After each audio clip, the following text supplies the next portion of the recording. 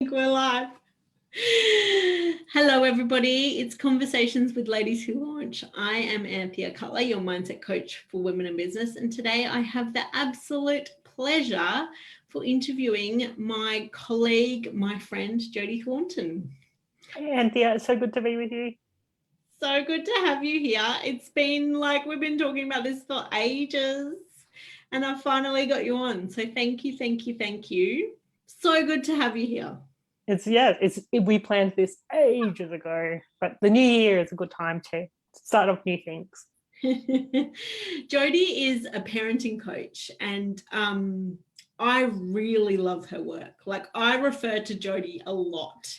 I help women in business with their mindset, but often when they're having a struggle in their family, I just go, Jodie is your lady. I'm not even going to try and go with the parenting stuff. And you have given me all sorts of tips along the way. One that I still love is, what do you think you need, Nola? And that has got me through so many parenting struggles. So welcome, Jodie. I can't wait to kind of have a chat to you about your work and the behind the scenes in your business. Yes, let's do it. Let's do it.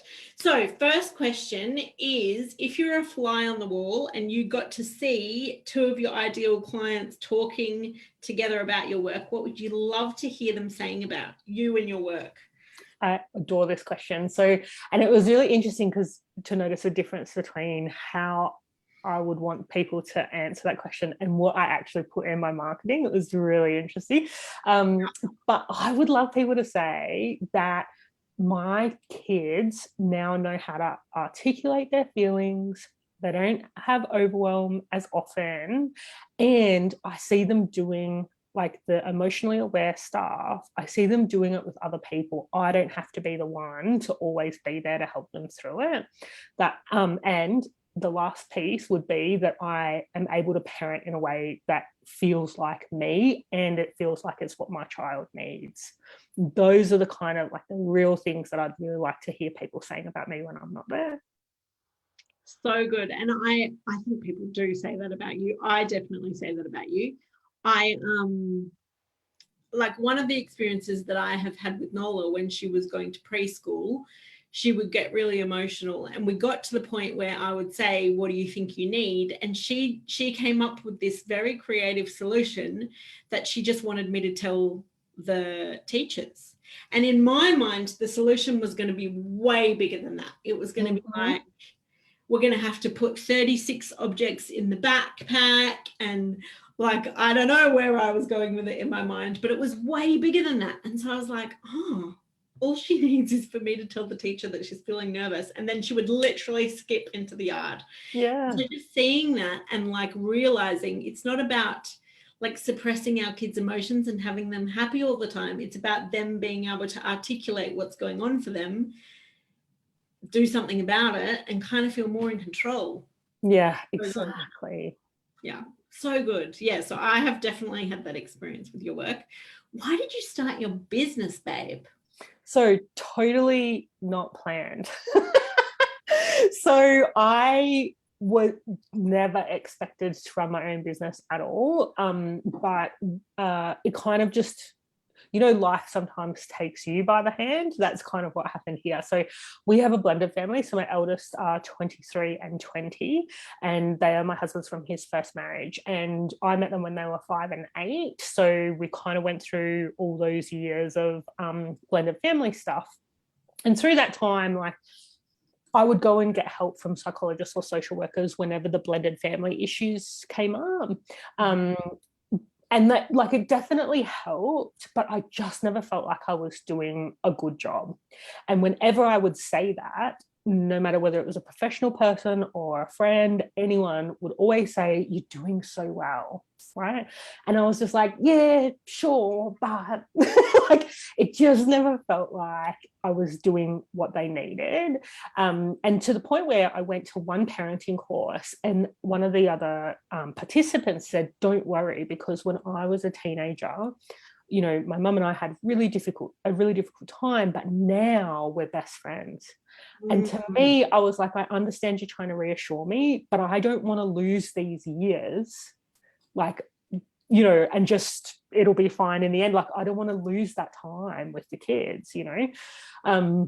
Yeah, it's such an end, isn't it? It's like, yes, that whole message around imperfect parenting is totally a thing and totally legitimate, and we totally need that, but it's also, how can I improve on my parenting at the same time? Exactly. And I always felt like, you know, it's the same as most areas in life. There are people who know how to do things that we don't necessarily know how to do. If it's not something that we've either seen, you know, growing up, or if it's not something we've studied ourselves, there's got to be people doing things in a better way.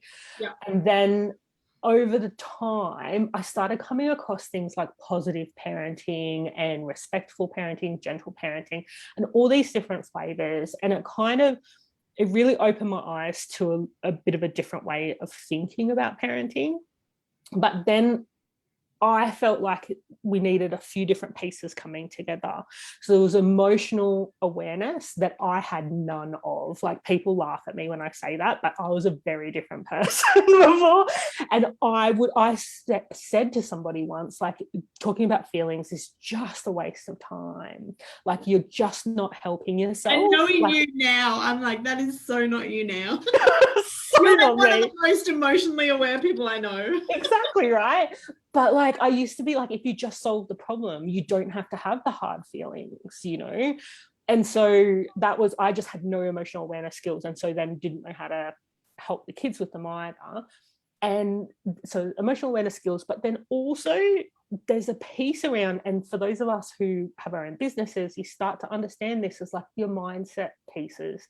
So that can be things like your baggage, your beliefs that are not necessarily serving you. There's all these things that, you know, as humans, we all pick up these beliefs. The beliefs serve us in some ways, but then they don't otherwise. So that is for both of us as parents, but also for our children. So we need to not only to help our children help understand their feelings, but then also understand their belief patterns, and how does that work. And so there's a few of these pieces we bring together. And so once I finally felt like, oh, this is working, then I felt like, well, I can't keep this to myself. So the very first thing that I giggle because it's so funny, but I didn't know any better, right? So I thought, even though I personally had spent thousands of dollars on getting support through the years, I was like, no one will pay for this, so we'll have to be a charity. The way our brains work. I have that with women in business all the time. They're going to say, this is going to sound really weird, and they always say, I'm probably the first person that's ever had this problem. I'm like, you're not that special, babe. We have problems. Exactly right. So at first it was going to be a charity. Yeah. And then I came across a few like women's entrepreneur kind of spaces online. And so I started to think maybe this could be a business. And so through this time, I had gone from, in parenting Facebook groups, I'd gone from being the person asking the questions to understand, to being a person who was really valued in their responses, right? So one particular group I was in, my responses to questions were really valued. And I mentioned in passing, oh, one day I'm going to be teaching courses on this. And a bucket load of people said, let me know when that happens. And I'm like, well, I guess I could be ready now. So I ran a group program. I think I had about 8 people in it. And that's basically how the business started. So it kind of went from, I just needed to learn this for my own purposes, into, well, no one would pay for this, into people are paying me for this. And, you know, most of that was not my intention setting, just kind of, it happened as it happened. Yeah. And I love it that it was just a random Facebook post that people were like, actually, I really need that can, you know, that changed that belief that people would actually pay for it. Yeah. And sometimes it can be such a simple thing like that.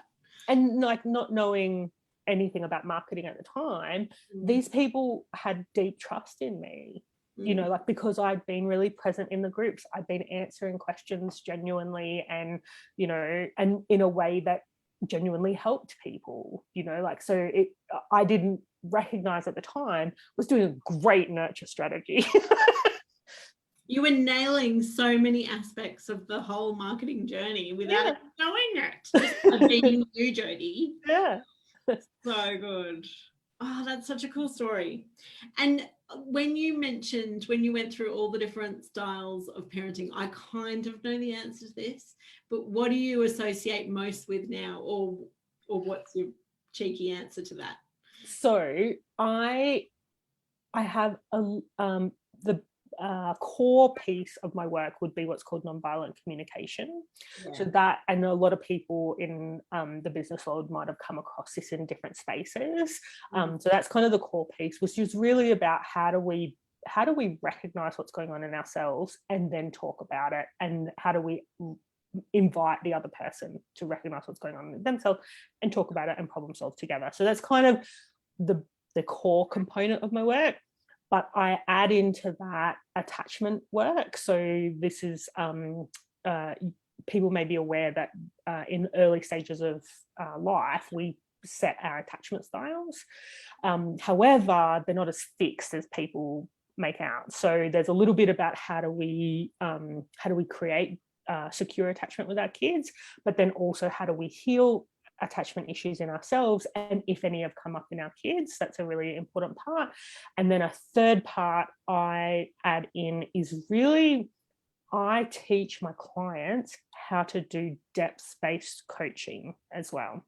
So I don't say, and now we're doing the depth-based coaching part, but we're talking about some of the things that don't come up in the nonviolent communication or in the attachment work, is the real, how do you help another person, which in our case is our children, but in our businesses it will be our clients.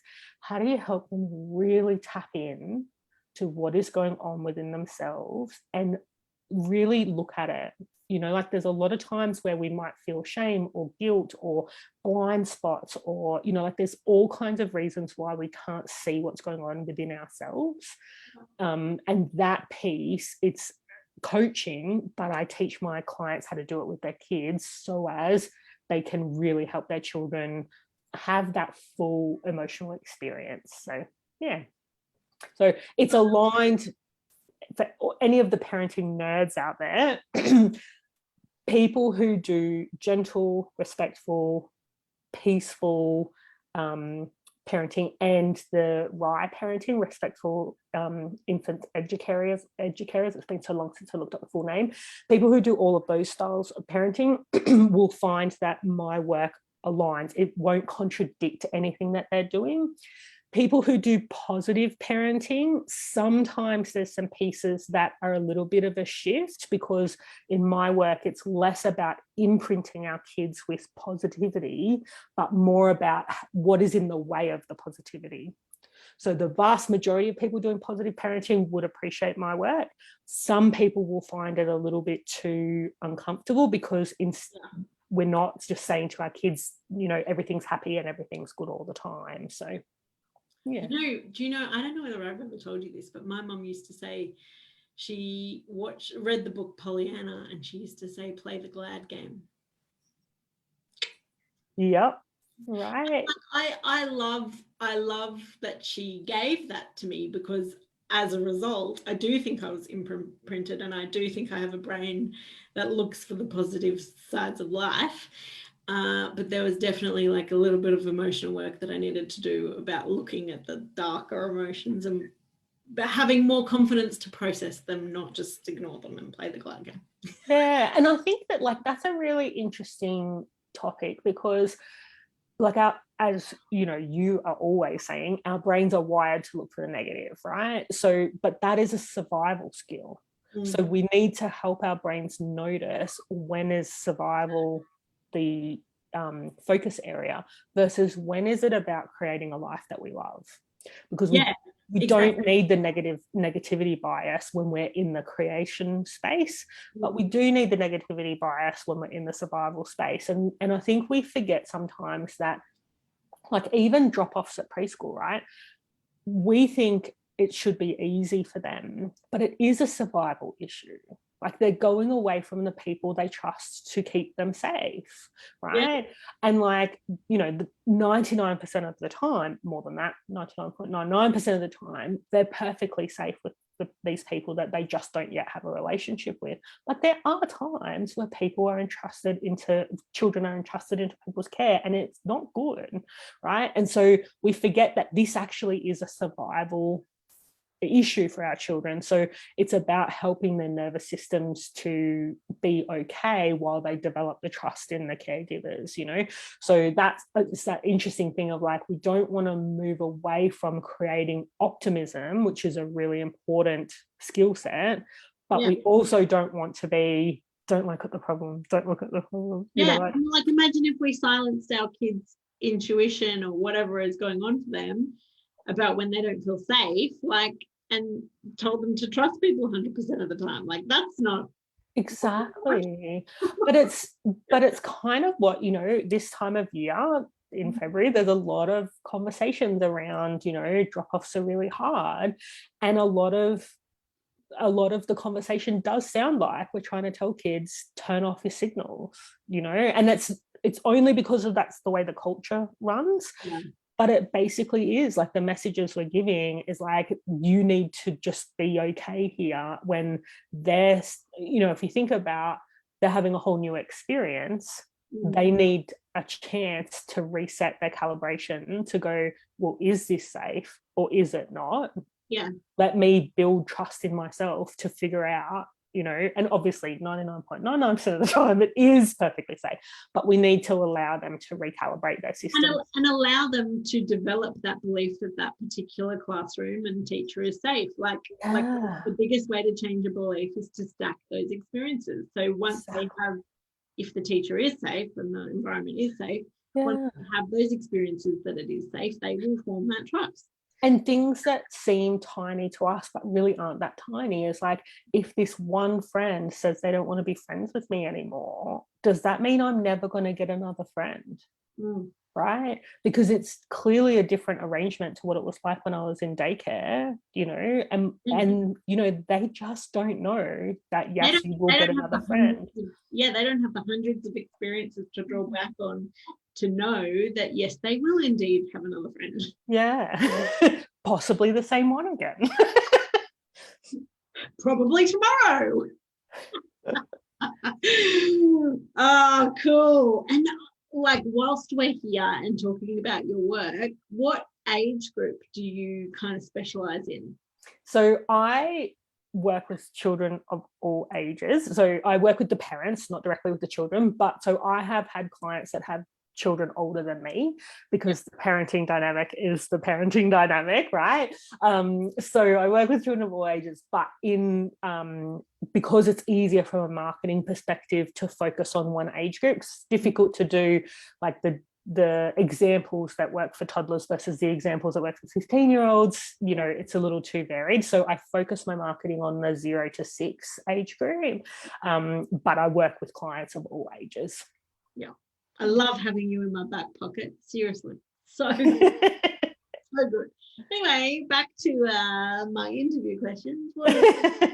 So what did your business look like when you were, I kind of want to know about launching, but what did your business look like in the beginning versus what does it look like now? So I believed that group programs were going to be the most effective way to get this work to happen. And I think that was a couple of different things. The first one being that most of the parenting courses I went on were delivered in a group setting.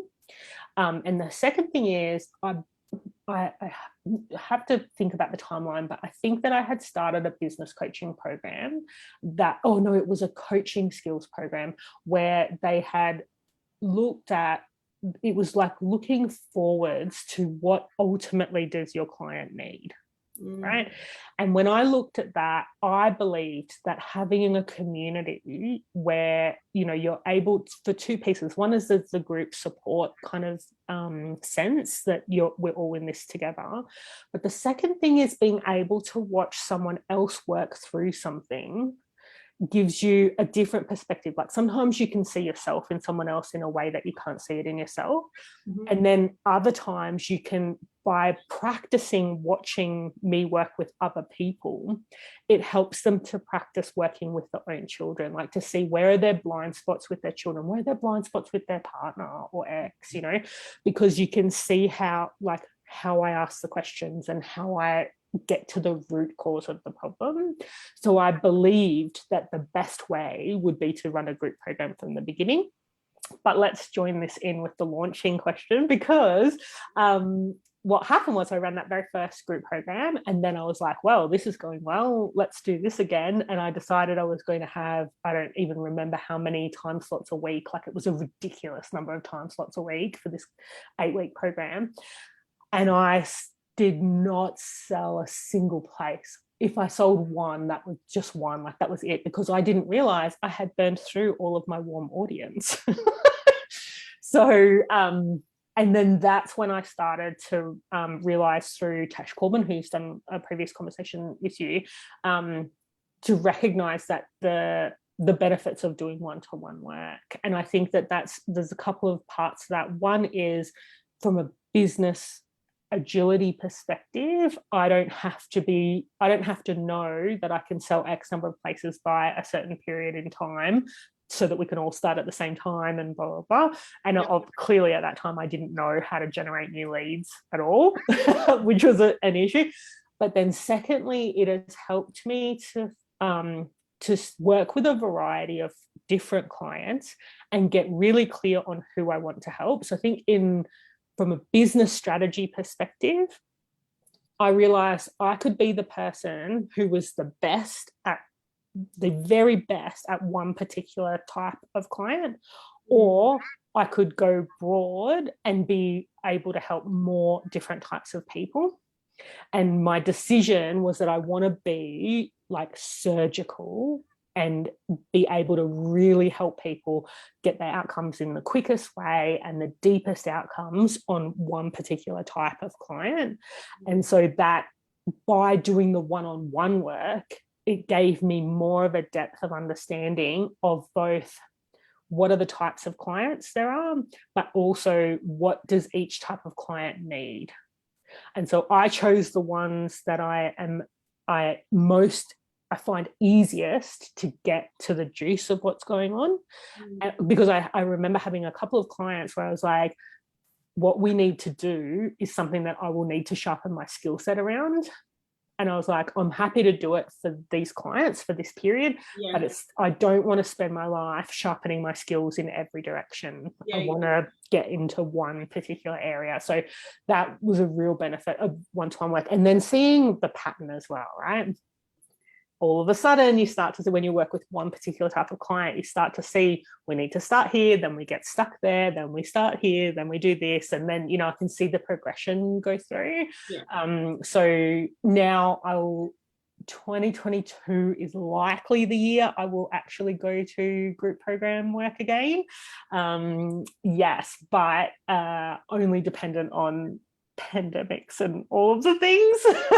But I really, really have been loving doing the one-on-one work. So back in the day, it was the group work, which I didn't have the business skill to do. And nowadays it's primarily one-to-one.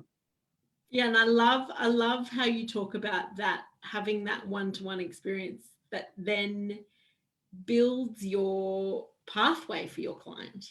Like, because I remember when I first started my business, somebody telling me about this thing that I needed to do, like how do you build this pathway for this client? What do you need to teach them first and then second and whatever? I was like, I don't know, they just bring me that problem and I help them solve that problem in that particular moment. But once you've done it time and time and time again, you can see the patterns.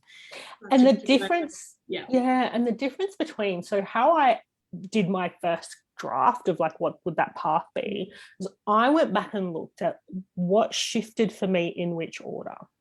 So when I looked at which things, like where did I get stuck for a long time, and then once something clicked, it worked. And so when I looked for all those clicking moments, I was like, okay, so there's my sequence. But the difference was, what I was thinking is, because when I learned it on my own and implementing it without somebody to have expert eyes and with more experience, I looked back and went, oh, that realization was a really quick thing. Yeah. Right? But it wasn't. Like the moment it clicked in was really quick. So in my head, if you just explain this and then explain that and then explain this, you know, it'll be fine. Yeah. I didn't think about the hours upon hours of me implementing this with the kids and figuring out why did that work, and then figuring out what was going on with me that I didn't see that in the first place. Yeah.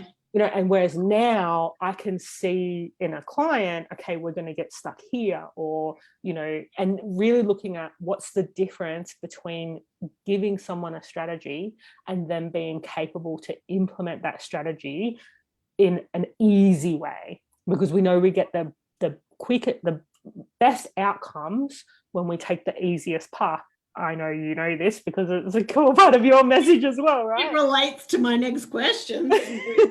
Because if we don't, what I'm always telling people is if you're stuck in your parenting, either the strategy isn't the next thing for you, or you're trying to change too quickly. Mm-hmm. And so then it's harder and harder you make it for yourself, the longer it takes to get anywhere, right? So that's part of that one-to-one work has been, how do we figure out what is the one next step that needs to happen that we get momentum and things get easier and easier. Obviously new layers come up, but over time things should get easier and easier. Absolutely. That is so cool.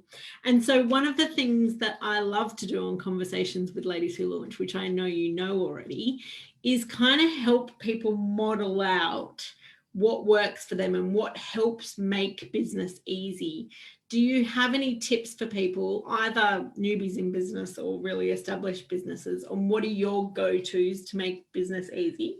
Like, you know, you do this thing, it makes business easy.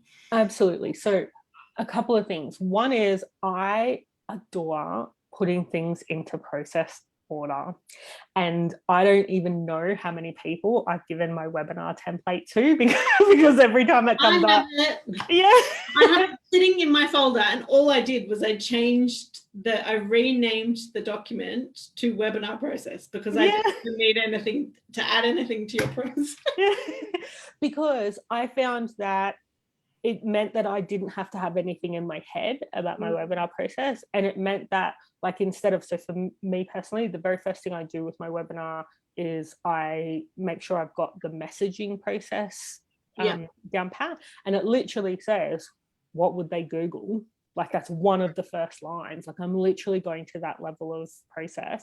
Yeah. And then the first doing step for me is to go into Canva, but my brain always goes to ActiveCampaign first. So by opening the process document, I save myself, it's only a couple of seconds, but every step, it's a couple of seconds, that are taken up. And it's also just taking that frustration out of like, oh, I've forgotten to do that again. Well, I don't, because I have my process document in order, and it's always in order that way. So I find that everything you do that's repeated, write it down. And I know a lot of people don't enjoy process work, but if you don't enjoy it, more of a reason to write it down. Like, if you don't.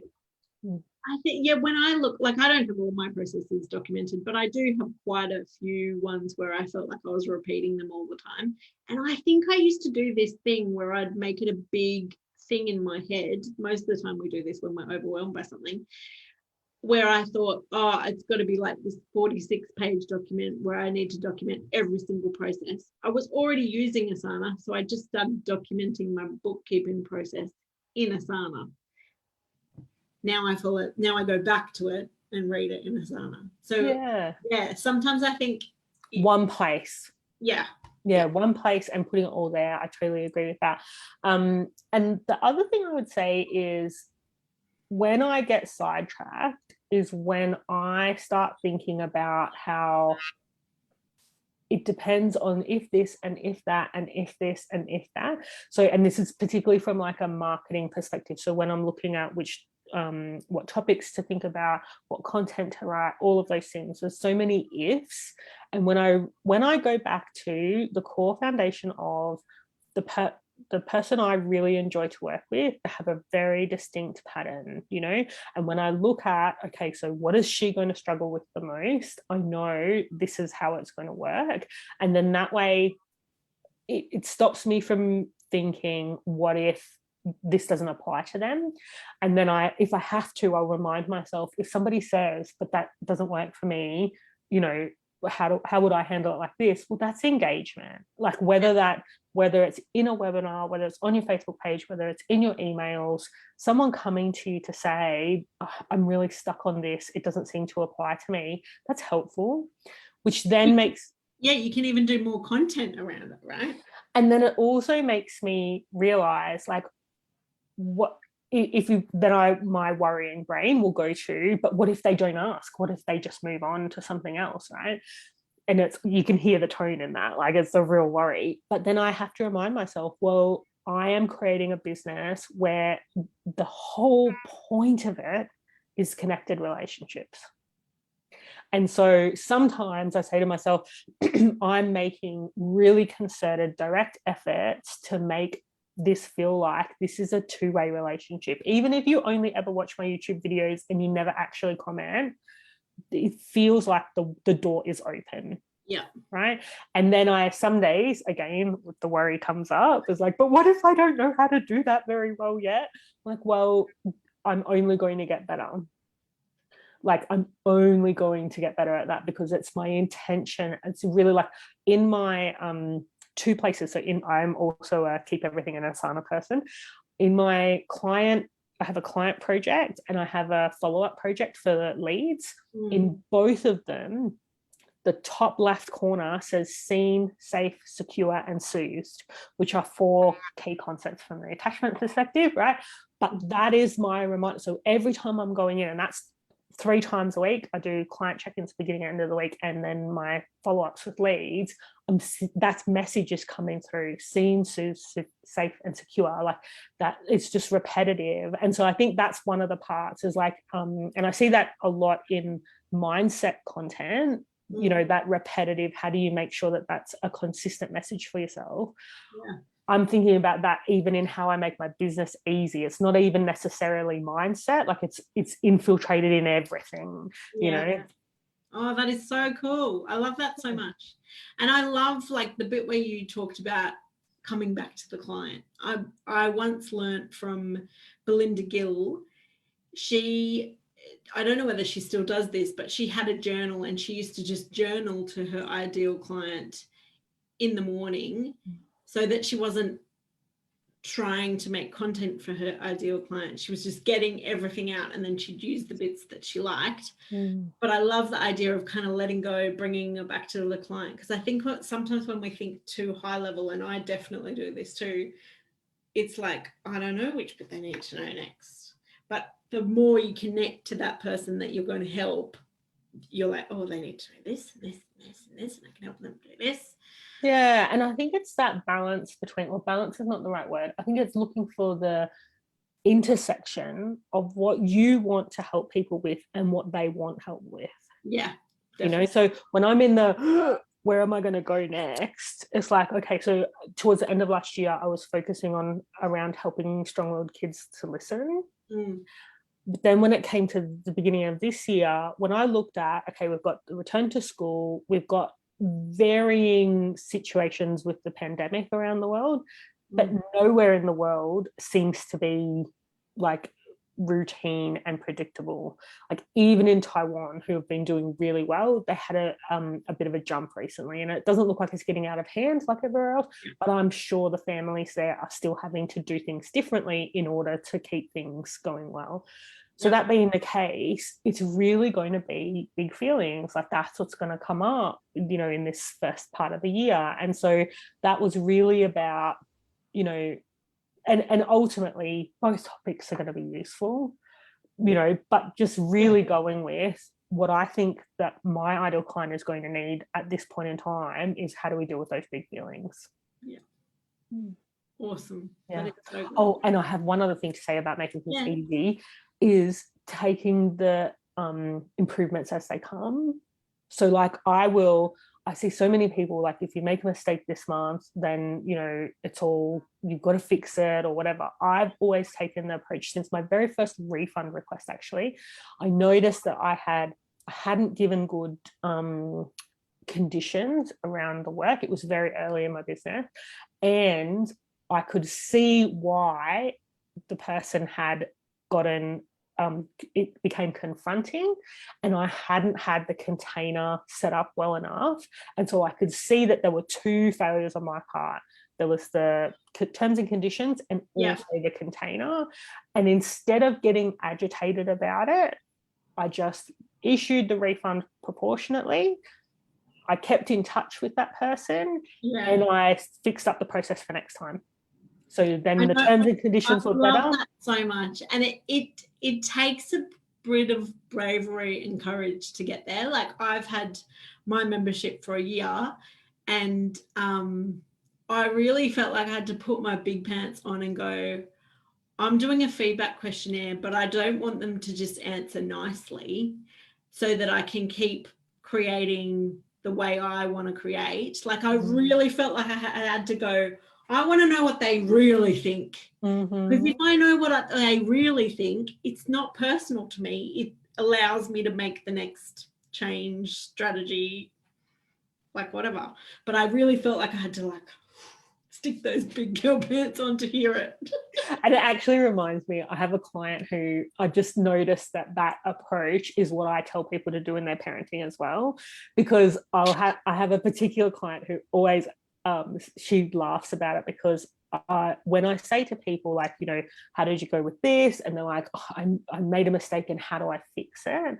So we do, as part of my work, we do repair processes to help things repair. But also, when you're in the process of change, like, things are not going to go perfectly. And the thing is, if it's a big deal, it'll come back again. So I'll say, like, there's gonna be another chance to practice. Like, that's the thing about kids, there's gonna be another chance to practice. And I think that's that same energy of, like, we have to fix it, is the same energy I see in a lot of people with making mistakes in their business. So that refund request example, I see a lot of people like, but what would be fair? Is it fair to her? Is it fair to me? I mean, what about the energy I put it? Like, there's a lot of angst around it. When really, if you just make a decision about what do I wish had happened and actually implement that for next time, it's over.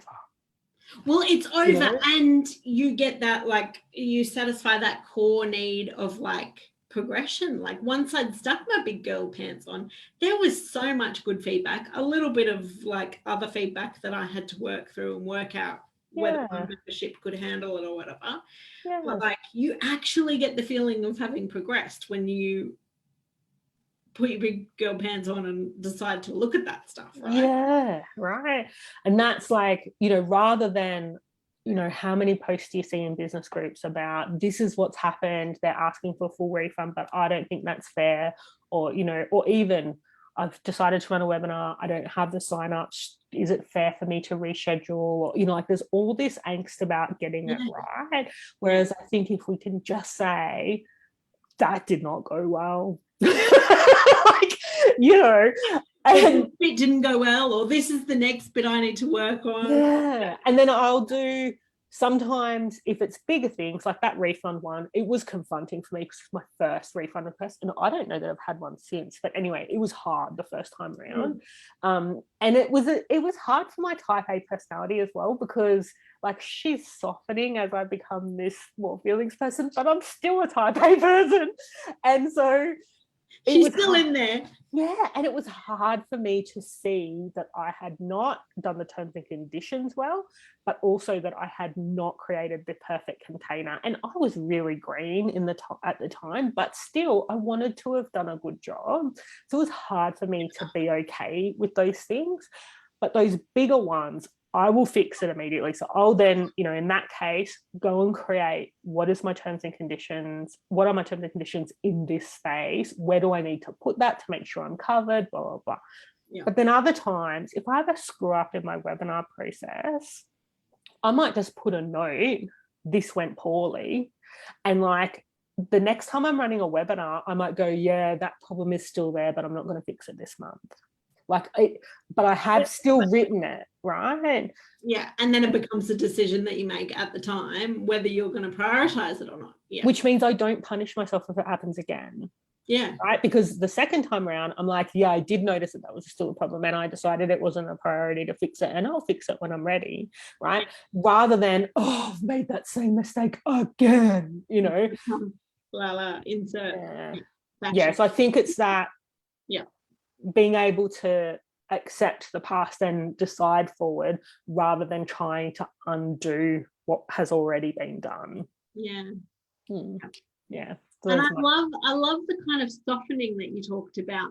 Like you didn't describe it as softening, but there is a softening there when you're not doing that argy-bargy about what is fair.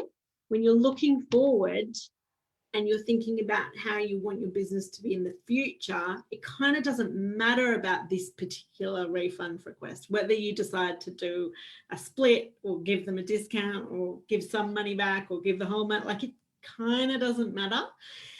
And I also think it makes it clearer for me, what am I going to agree to when I know that it's not going to happen again? It's easier for me to say, well, so in that particular case, I would really like to work with that person again. Yeah. Right. And so on that basis, like, this wasn't a relationship gone bad. It was me being very green in business. That's all it was. Like, they were not a problem client. I would really like to help them again in the future. So then it becomes, okay, so if I've set everything up so this will never happen to me again, I tell my brain I'm safe from this mistake again, then it becomes, well, then what would be fair? And so this is the interesting part, is that I refunded proportionate to the sessions they had left, but I put in the terms and conditions that if you take a refund, then it's the sessions you've taken are at my single session rate. Yeah. Because I was like, that's the bit that's unfair here, is that they're getting package rates for just a few sessions. Like, that's the part that doesn't feel fair to me, but I don't need to make that point to this person who it's my terms and conditions, not hers. that were grey. Yep. Yeah, I didn't tell her explicitly that's because clearly I didn't know, because I'm only working it out after the fact, right? So because I didn't tell her that, then it made sense for me to say proportionate seems like a fair thing.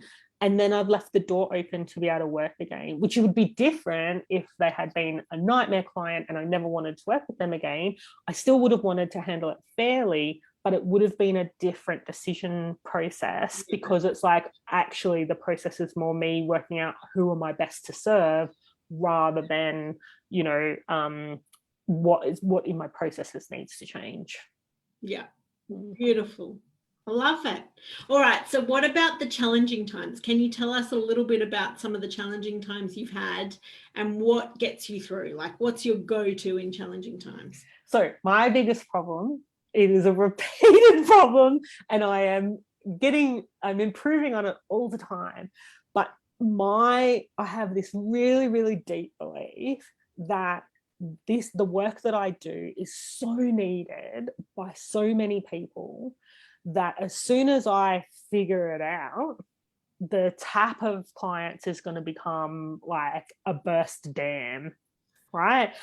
And I can't, I can only have, it's not working and it's really hard and I can't really find the clients. And then it's fully working. Versus a fire hydrant down my throat. Like, that's where, and every time I think I've worked through it and I understand it and it's fine now, it comes back, right? So when I notice this is happening so this is part of what I do to make it easier for me, is instead of having every month or every week even, I map out what I'm going to do that month and that week, I have routines. So Monday is client follow-up day, I have those things. And so that then it becomes a lot easier to go, it's Monday and I haven't sent those follow-up messages. Why?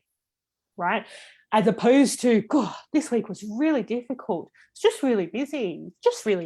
And then the next week's really busy. And then the third week you go to do your mindset work and you're like, yeah, this has been going on for 3 weeks and I didn't notice.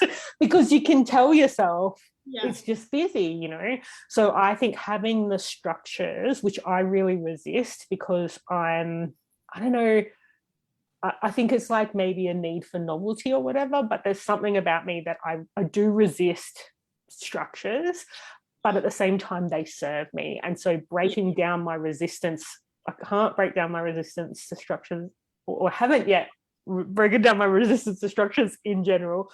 But in my time management, having structures means that I can pick up when I'm going off track mindset wise.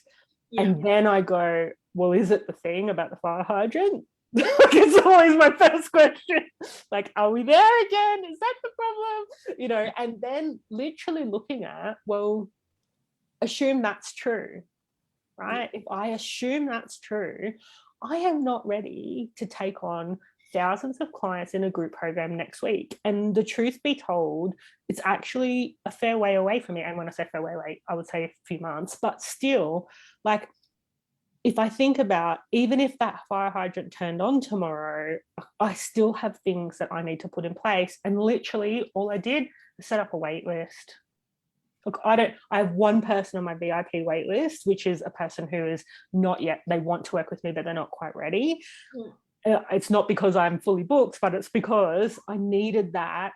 It's okay for me to, you know, have more people than I can serve. And then I have a course waitlist, which I haven't actually published anyway, so it has nobody on it. But it's there so that when the fire hydrant comes, I'm ready. Yeah. And then you collect those people and then decide what to do. Yeah. Yeah. So that's my biggest hard times, is when I grind myself to a halt because of the fear of what's going to happen when it goes well. Yeah. Cool. Yeah. Amazing. Okay, so any non-negotiable supports for women in business that you kind of have up your sleeve? They can be mindset, strategy. I mean, you've talked through a lot of the stuff with regards to structure. Anyway. So I honestly think that there's something to be said for going through with somebody who's specifically around productivity and planning. So I learned the majority of what I use now from Joe Bendel, but also some from Tash Corbin as well. But I think that knowing how to set goals that work for me and differentiate between what needs to happen every week and new and exciting things, like that, it made my progress more consistent, but it also, that's where I find out I've got mindset issues. Yeah. Because I'm so good at mindset issues that I hide them from myself and I tell myself everything's fine and it's not, but I'm not looking so I don't see it. Whereas when I've got the plans and the structures, again, with me resisting the structures, but the structures help me, it's like when I set, okay, here's my 2 goals for the month and I'm only allowed to have 2. And I know I have X number of hours a week that have to happen, because I'm in this place right now where when I've had a jump in the number of clients I serve, all of a sudden there's less space in my calendar.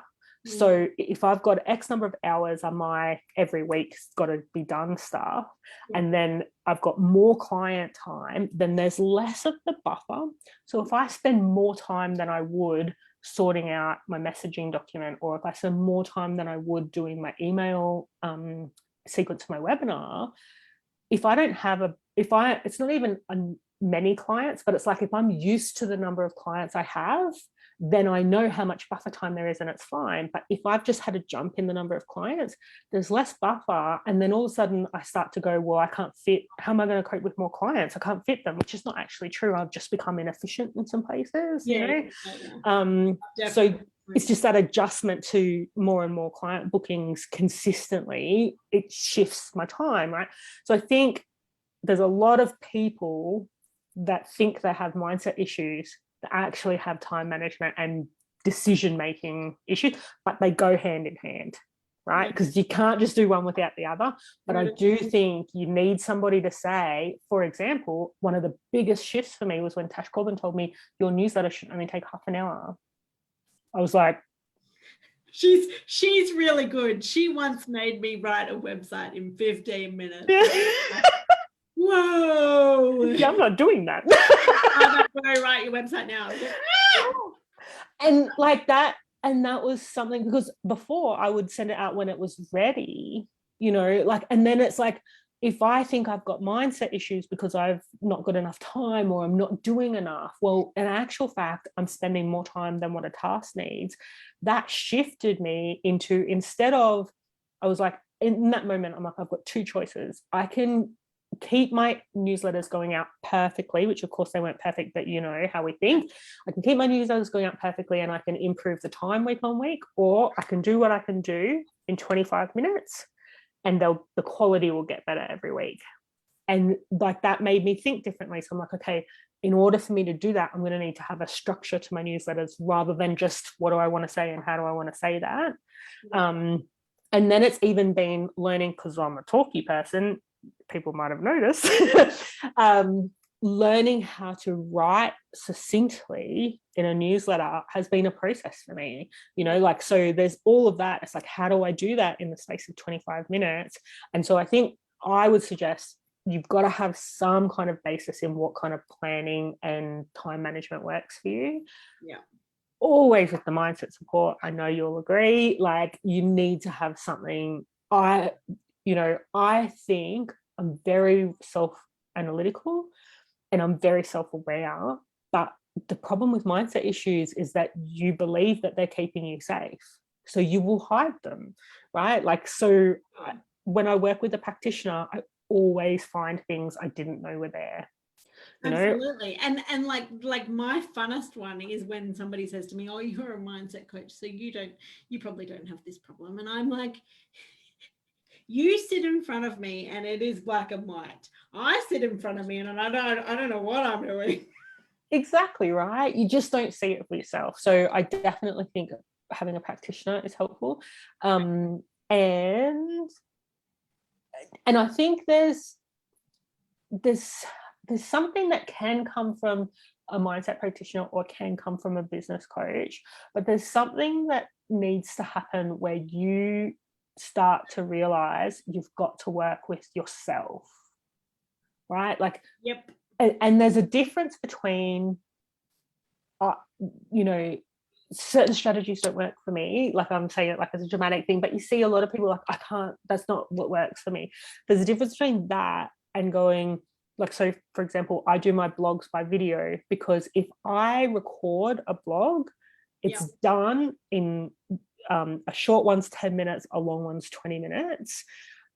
It's done. 20 minutes, it's done. If I try and write something down, I cannot get away from, but oh, you haven't really explained the whole thing, and that's not really the most powerful way to get the point across. And I can't. It would take me 4 hours, I reckon, to write my blog if I did it written. But if I do it on video, I'm literally, before I record it, I will write down what is the introduction sentence, because mine's video. I want to make sure the introduction sentence grabs people.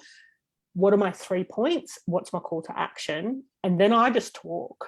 And that is not something that would work for everybody, but that is the easiest way for me. Exactly. Right. And so there's a difference between, like I would have said 4 years ago, having a set structure where you work a certain thing every day, that's not for me.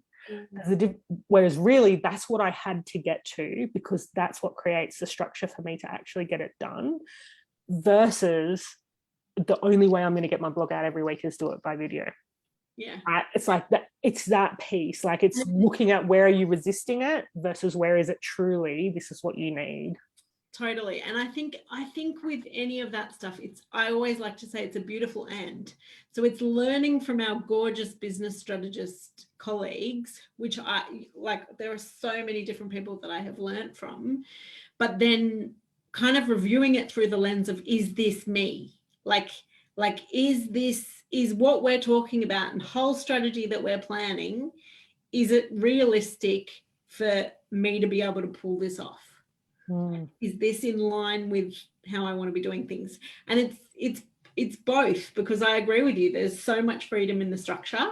And I am also someone who loves a lot of variety and has that kind of rebellious streak in me. But the structure that I've put in place in my business gives me more of that, actually. And that was a huge realization I had to kind of come to. Yeah. So I would say those are, and like strategy for sure, but I think everybody wants to invest in a strategy, right? So no one needs to be told to look at strategy, but Yeah. I do think there's that time management planning kind of stuff, as well as your mindset practitioner, like someone. And I would say, like, obviously I couldn't afford to work with a one-on-one practitioner in the beginning consistently, but at least getting it in those growth periods, and then once you've got consistent income, making sure it's part of your investment strategy. And then that piece around someone in your team needs to be helping you to differentiate between, where am I saying that's not going to work for me because I'm resistant, versus where am I not allowing myself to work out what does actually work for me. Yes, beautifully said, Jodie. Thank you.